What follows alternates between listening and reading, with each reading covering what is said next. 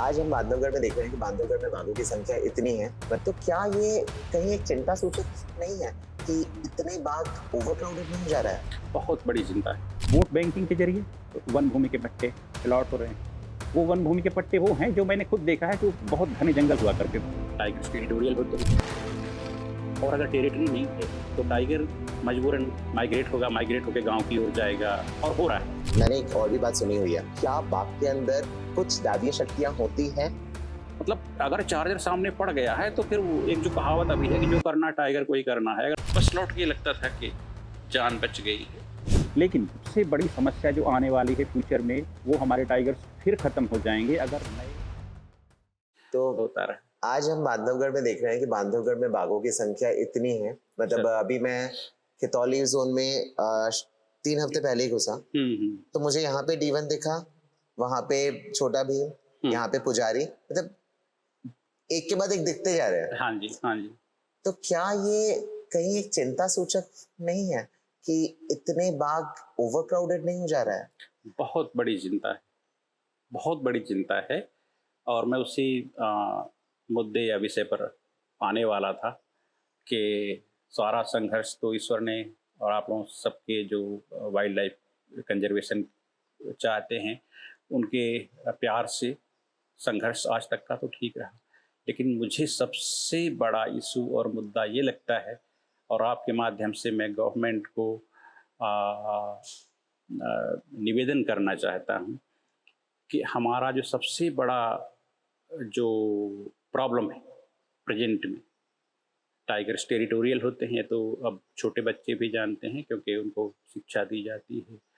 और अगर टेरिटरी नहीं है तो टाइगर मजबूरन माइग्रेट होकर गांव की ओर जाएगा और हो रहा है बांधवगढ़ में। मतलब यहाँ से 100-100 किलोमीटर दूर यहाँ के टाइगर जा रहे हैं, खेतों में पड़े हैं। कभी कभार कैटल कोई मिल गया तो उसको मार दिया, कैटल को बचाने कोई आया तो आदमी को ही मार दिया। और जैसा कि आपने कहा सर कि इस छोटे से एरिया में 4 टाइगर हैं, आपने खुद देखा है। तो बहुत जल्दी अब जो नेचर है वो तो बदला नहीं जा सकता और बहुत जल्दी टेरिटोरियल फाइटिंग होगी। उसमें जो जीतेगा वही राज करेगा। तो सबसे बड़ा अहम मुद्दा है जो मैं आपसे निवेदन कर रहा था कि मैं गवर्नमेंट का, कंजर्वेशनिस्ट जितने भी हैं, जो भी वाइल्ड लाइफ को प्यार करते हैं, उनसे ये निवेदन करता हूँ कि थोड़ा सा बड़ा इशू है पर इतना बड़ा भी नहीं है। हमें सिर्फ नए फॉरेस्ट ग्रो करने होंगे। और दुर्भाग्य ये है कि वो मैं थोड़ा सा क्या है कि स्ट्रेट फॉरवर्ड बोलने का आदी हूँ, संकोची होते हुए भी वोट बैंकिंग के जरिए अभी आप देख रहे हैं वन भूमि के पट्टे अलॉट हो रहे हैं। वो वन भूमि के पट्टे वो हैं जो मैंने खुद देखा है कि वो बहुत घने जंगल हुआ करते थे आज से 10 साल पहले। उनको लोगों ने काटा, मडी हाउसेस बनाए, फिर कल्टीवेशन शुरू कर दिया, फिर उसको पक्का घर बना दिया और सरकार ने उसको वन भूमि का पट्टा दे दिया। मुझे शिकायत नहीं है और अगर आप पट्टा देना चाहते हैं और लोगों को खुश करना चाहते हैं तो कहीं भी अलॉट कर सकते हैं ज़मीन को। लेकिन सबसे बड़ी समस्या जो आने वाली है फ्यूचर में, वो हमारे टाइगर्स फिर ख़त्म हो जाएंगे अगर नए फॉरेस्ट, नए जंगल ग्रो नहीं कर रहे हैं। और उसके लिए मेरा निवेदन ये है कि अगर आप डैम कहीं बनाने के लिए कितने हजार हेक्टेयर ज़मीन को आप डैम बनाने के लिए लेते हैं, उसका कंपनसेशन देते हैं लोगों को। और इसके अलावा कई जगह ये जो नेशनल हाईवे बनते हैं 6 लेन 8 लेन और जो भी बड़े बड़े ब्रिजेज बनते हैं, उस पर कितना कंपनसेशन जाता है। तो अगर शासन ये प्रयास करे कि ज़मीन खरीद के और नए प्लांटेशन शुरू करे, कॉरिडोर बनाने की कोशिश करे। बिल्कुल सही। यहाँ बताइए, आज से 100 साल पहले मैंने अपने बुजुर्गों से सुना है कि महाराष्ट्र के ताडोबा से लेके पूरा MP एक कॉरिडोर था। हाँ, जो आज कहा जाता है ना, वो पेंच है, वो कान्हा है, ये सतपुड़ा है, ये बांधवगढ़ है, ये पन्ना है, वो संजय दुबरी है, ये पूरा एक था, एक कॉरिडोर था। और ये जाके जो यूपी का पार्ट पड़ता है बुंदेलखंड का, उस जंगल तक एक कॉरिडोर हुआ करता था।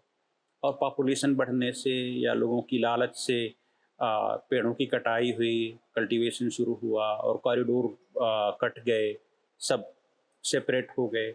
अब अगर हमें टाइगर को बचाना है, नेचर को बचाना है, कमिंग जनरेशन को जिंदा रखना है, मैं तो ये कहूँगा, तो हमें नई फॉरेस्ट प्लांटेशन की नीति बनानी ही पड़ेगी, उसको शुरू करना पड़ेगा। ठीक है, 10-20 साल लग जाएंगे, लेकिन उसके बाद जहाँ एक कॉरिडोर बन जाएगा कि जैसे 4 टाइगर एक 20 स्क्वायर किलोमीटर में, आज 4 डोमिनेंट मेल कहूँगा मैं, 5 साल की एज पूरी कर चुके, यही स्थिति पूरे बांधवगढ़ की। बिल्कुल सही।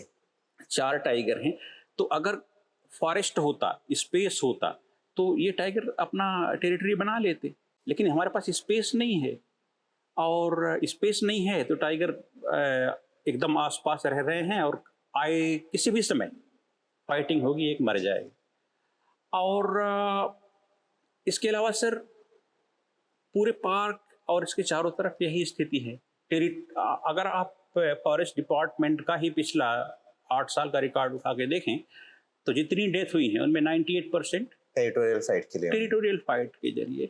तो मेरा तो शासन प्रशासन सब जितने NGOs हैं उनसे निवेदन है कि नए जंगल को तैयार करने के लिए सब लोग मिलकर प्रयास करें, जिससे नया जंगल तैयार हो, फॉरेस्ट तैयार हो, उसमें टाइगर अपनी टेरिटरी बना सकें। जो मर जाते हैं वो जिंदा रहेंगे और शायद हम अपने पुराने पहचान की ओर लौट पाएंगे। मुझे लगता है सेफ टाइगर से ज्यादा सेफ जंगल इम्पोर्टेंट है। बिल्कुल, एग्जैक्टली, बिल्कुल, क्योंकि जब सेफ जंगल होगा तभी वो टेरिटरी बन पाएगी। और सर एक बात और मैं जोड़ना चाहूँगा कि अभी ये परेशानी अभी से नहीं हो रही। ये परेशानी, जो मेरा अनुभव है, ये पिछले 12 से 15 साल से है। टाइग्रेस कब्स देती हैं। हाँ। कब्स ऑन एवरेज 2.5 ईयर माँ के साथ और फादर के साथ भी, फादर उसमें मतलब उनको परेशान नहीं करता, रहते हैं। उसके बाद इनकी सारी रिलेशनशिप खत्म और ये पुश आउट करते हैं। जब वो पुश आउट करते हैं तो आज से 15-18 साल पहले होता था कि चलो उस वहाँ से भगाया, कहीं ठौर मिल गई, जगह मिल गई, वहाँ अपना टेरिटरी बना ली। एक आपको याद दिलाना चाहूँगा, यहाँ पर एक B2 टाइगर हुआ करता था। हाँ। उसका भी काफ़ी डॉक्यूमेंट्रीज में बीबी चार्जर और सीता का बेटा था। हाँ, एक्चुअली वो मोहिना का बेटा था। अच्छा।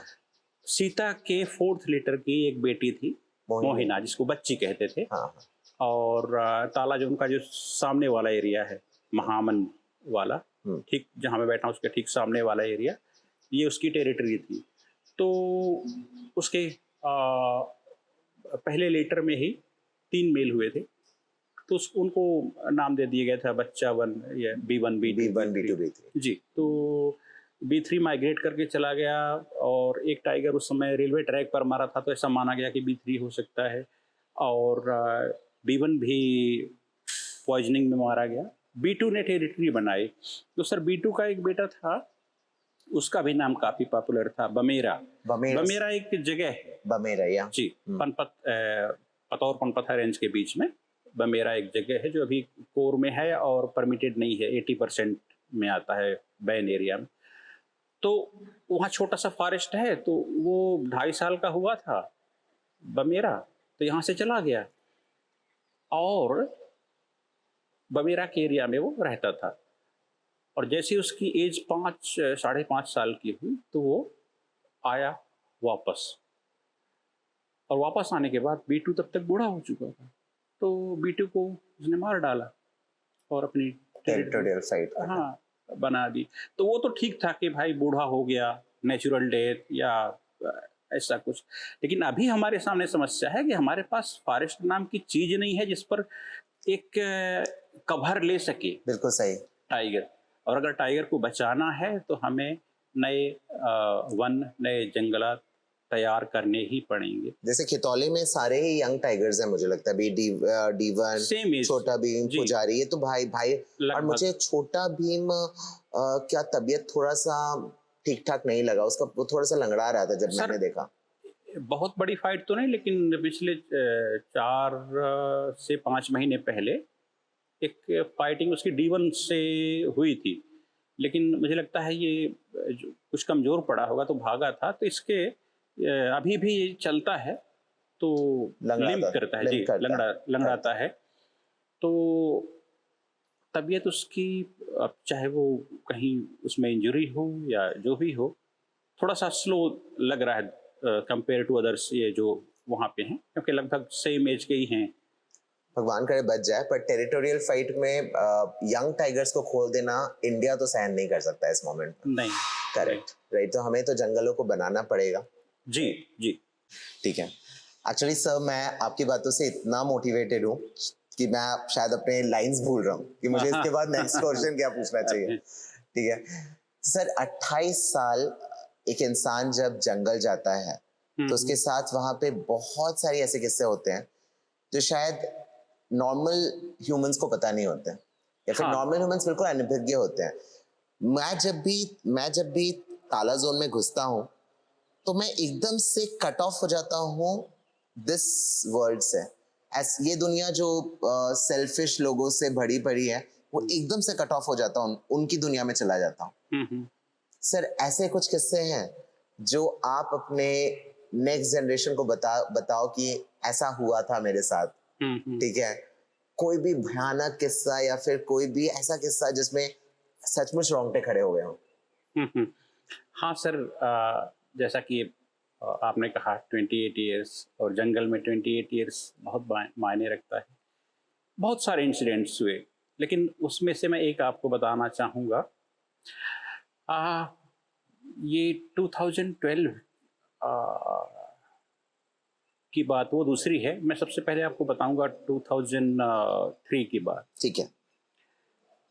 ताला जोन या जो भी जोन आज बने हैं उसमें, क्योंकि ये इंटरकनेक्टेड है और एक ही गेट, ताला गेट हुआ करता था। पहले सिर्फ ताला ही गेट हुआ करता था, मगधी और खितौली बाद में बने। बाद में बनाया गया। ये 2012 में जब सुप्रीम कोर्ट का वो आया है कि प्रेशर को रिड्यूस करने के लिए काफ़ी चीज़ें अच्छी हुई हैं कि एलिफेंट राइड बंद की जाए और अलग अलग गेट बनाकर 25 जीप्स ईच गेट ऐसा भेजा जाए।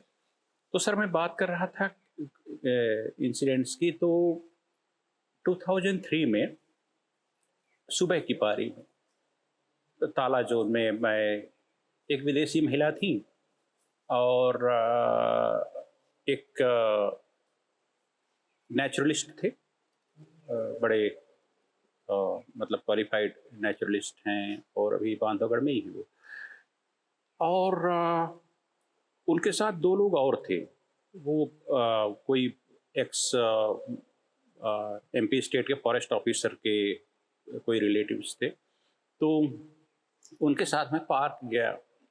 तो आपको पता है कि उस समय टाइगर ट्रेस करते थे एलिफेंट सुबह 5 बजे से जाके, और जहाँ टाइगर दिख गया तो इन्फॉर्मेशन मिलती थी हम लोगों को कि फला जगह टाइगर दिख रहा है, तो उस जगह हम पहुँचते थे। फिर क्यू लगता था, फिर एलिफेंट बैग पर टूरिस्ट को भेजते थे। तो वही सिस्टम था। तो उस दिन हम लोग गए तो अलग अलग जगह है एलिफेंट सर्च कर रहे थे टाइगर, लेकिन टाइगर मिले नहीं, क्योंकि पहाड़ी वहाड़ी जब चढ़ जाते हैं तो हाथी वालों कई बार ऐसा होता था कि नहीं मिलते थे। तो लगभग सर 8 बज रहे थे। सैया के रोड पर, भगवान विष्णु से सैया की जो रोड है, अभी चढ़ाई चढ़ने के पहले वहीं पर एलिफेंट्स थे, सारी गाड़ियाँ थी। तो उन्होंने कहा कि चलते हैं फोटोग्राफर पॉइंट। फोटोग्राफर पॉइंट यानी कि ताला जोन में एक जगह है रामपुर पहाड़ी। तो रामपुर पहाड़ी में नीचे उतर के और लगभग 150 मीटर एक पहाड़ी के टॉप पर जाना होता है, क्योंकि वो हाईएस्ट पॉइंट ऑलरेडी है। फिर भी वहाँ पर जाते थे और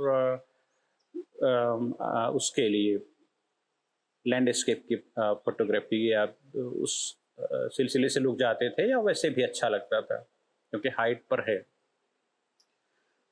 तो उसको सर रामपुर पहाड़ी में उन्होंने कहा कि एक काम करते हैं, आज टाइगर तो मिला नहीं, तो फोटोग्राफर पॉइंट चलते हैं, लैंडस्केप की फोटोग्राफी करते हैं। मैंने कहा ठीक है।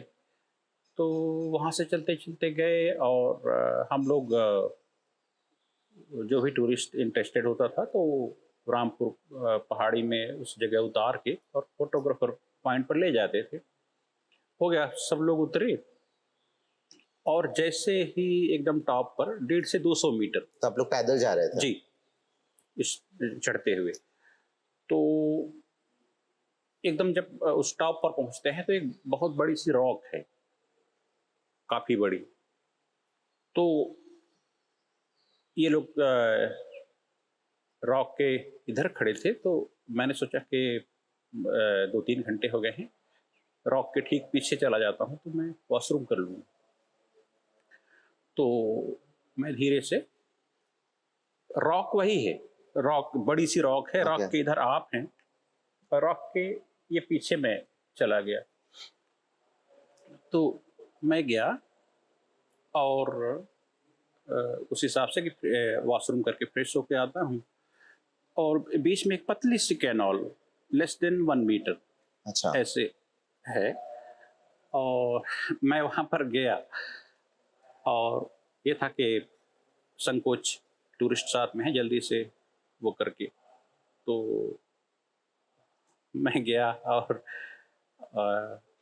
जैसे ही कुछ सेकेंड्स बीते तो नेचुरली जब आदमी इस तरह के लिए जाता है तो नीचे ही देखता है, और मैंने सर ऐसे ही नज़र उठाई तो मुझसे 3 मीटर की दूरी पर टाइग्रेस लेटी हुई है और 4 बच्चे उसके दूध को पी रहे हैं।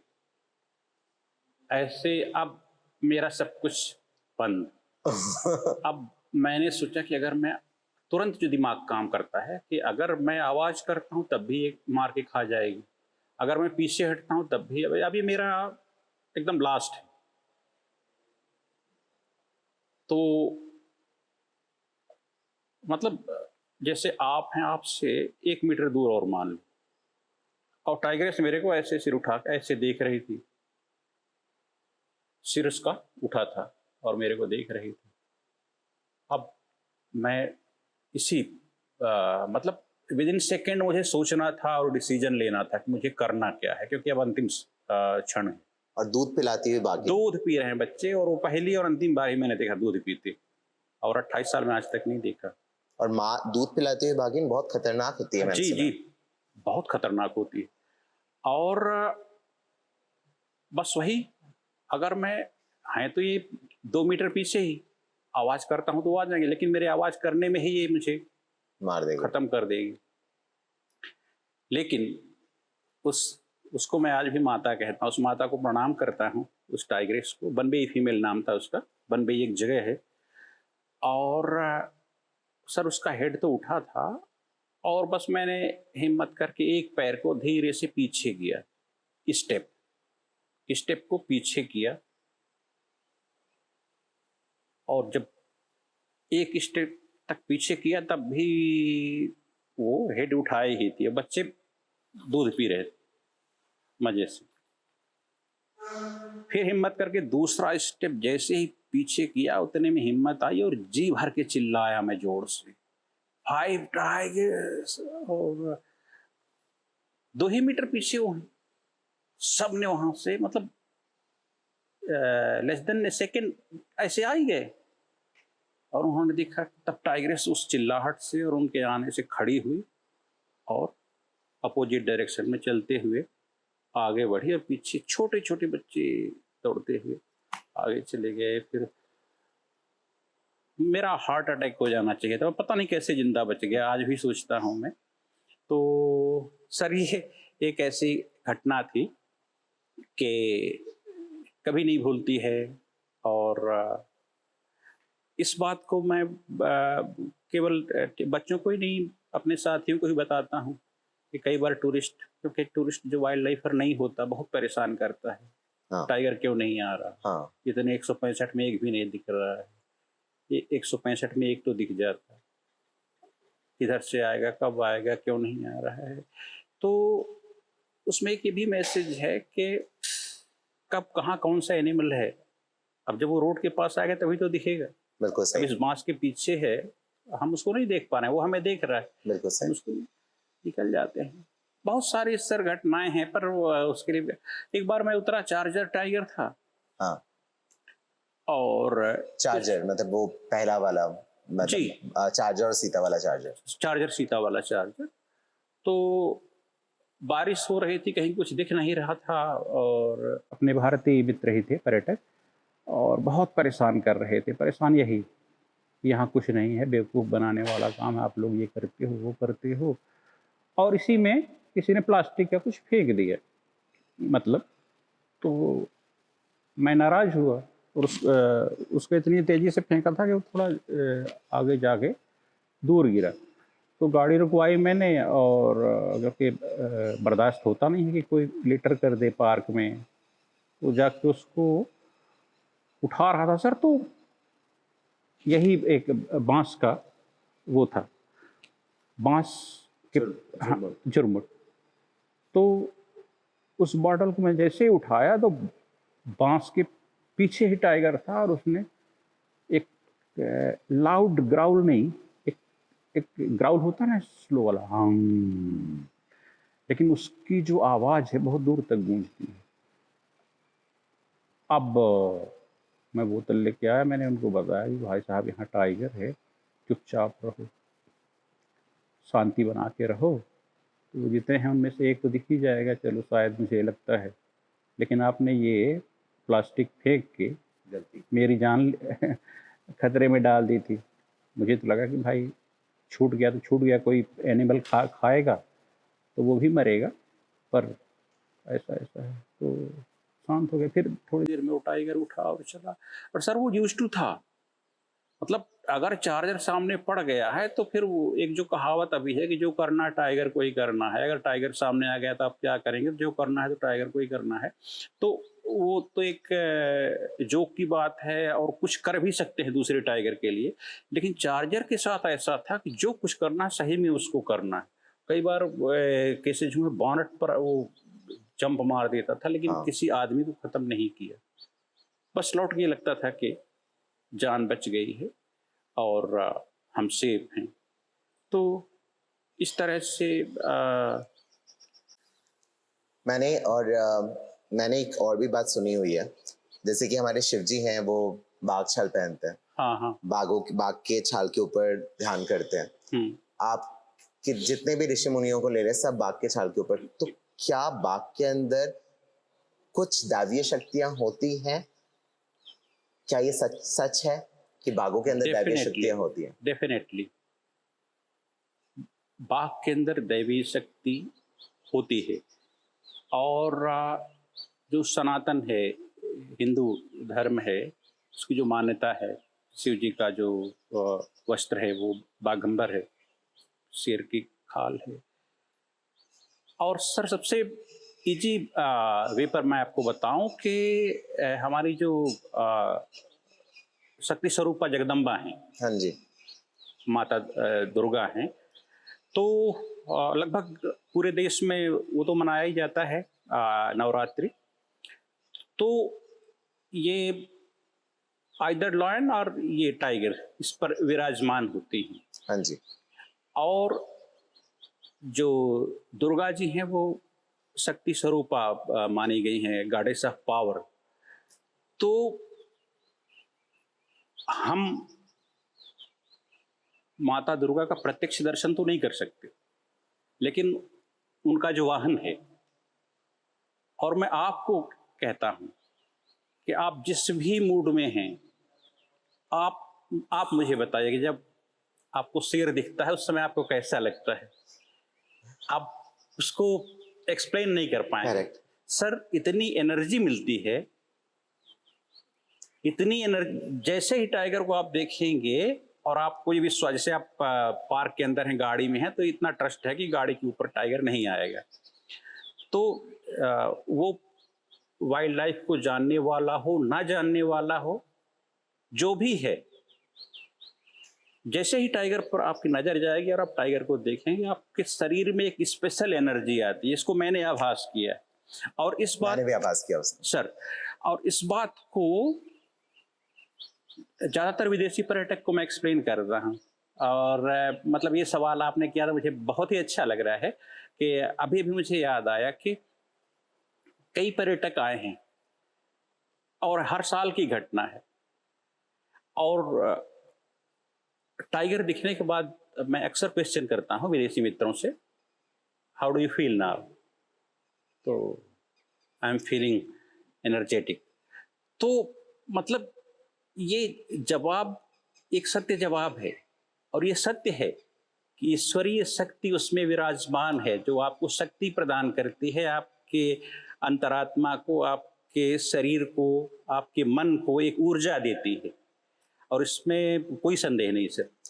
मतलब बाघ के अंदर जो वाइब्रेशंस हैं, हाँ, जो हाँ। तरंगे हैं, वो जी। इतनी स्ट्रांग है कि जब आप उसके सराउंडिंग में जाते हैं तो वो तरंगे आपको भी एनर्जाइज करती बिल्कुल, है। बिल्कुल। उसकी जो पूरी तरंगें निकलती हैं, उस एरिया को, उस वहाँ पर जो लोग हैं, उनको ऊर्जावान करती है। और इस सत्य से कोई नकार नहीं सकता, जो सनातन या हिंदू धर्म को नहीं मानते। मतलब उनका पंथ अलग हो सकता है, लेकिन इस बात सारे पंथों से, धर्म से हट के, अगर रिलीजन से हट के बात करें, तो अगर सवाल ये है कि टाइगर को देख के आपको क्या लगता है, तो उसका सीधा सा आंसर है कि बहुत शक्ति, एनर्जी मिलती है। और उसमें से जो वाइब्रेशन है, उसका बिहेवियर है, उसको देख के ही बहुत ऊर्जा मिलती है। इसमें कोई संदेह नहीं सर, ईश्वरीय शक्ति है उसमें। तो सही है, उसी शक्ति की पूजा करते हैं हम। जी। और हम कोशिश करते हैं कि वो शक्ति हमारे साथ हमेशा विद्यमान रहे। हाँ, क्योंकि हाँ। आप जैसे शक्तिशाली इंसान के साथ मिलकर मुझे आज बहुत पसंद आया। हाँ, ये मेरा सौभाग्य है। मैं कैसे आपको धन्यवाद दूं कि मैं आपको ज्वाइन कर सका और सारी टीम को ज्वाइन कर सका। नहीं sir, you are the real hero and please bless me. I'm nothing. Bless No. me, Please, sir. Thank please, you so please. much.